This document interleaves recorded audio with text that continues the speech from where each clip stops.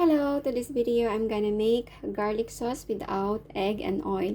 Here I prepared 3 tablespoons of corn flour and 2 tablespoons of plain yogurt. I have a cold quarter cup of water and 3 cloves of garlic, a cup of water and salt. Now let's get started. Now in the pan, let's put our corn flour, cup of water, and mix it together until it forms a smooth texture. Keep on mixing. Now it start forming like a paste. Now it's ready. It should be like this texture. Now turn off the gas and let it cool down.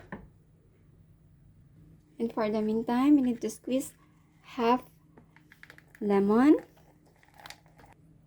Once our corn flour mixture paste cools down, let's put it in our blender.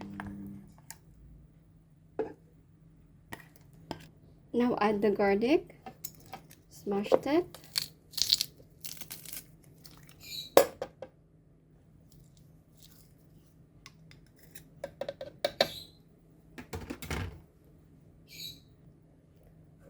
Add the yogurt.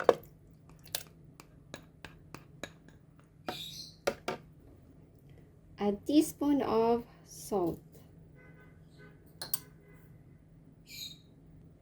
Add the squeezed lemon. Cover it. And blend it slowly.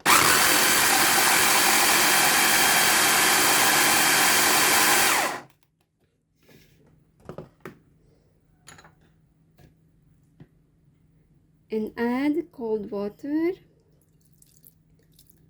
into halves.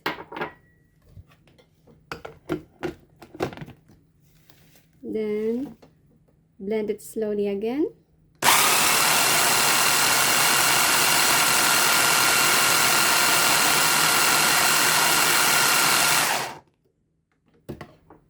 Then add the last part of water.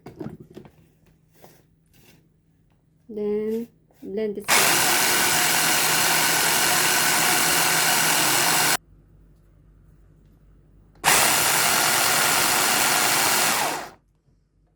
Now, let's check our garlic sauce is done.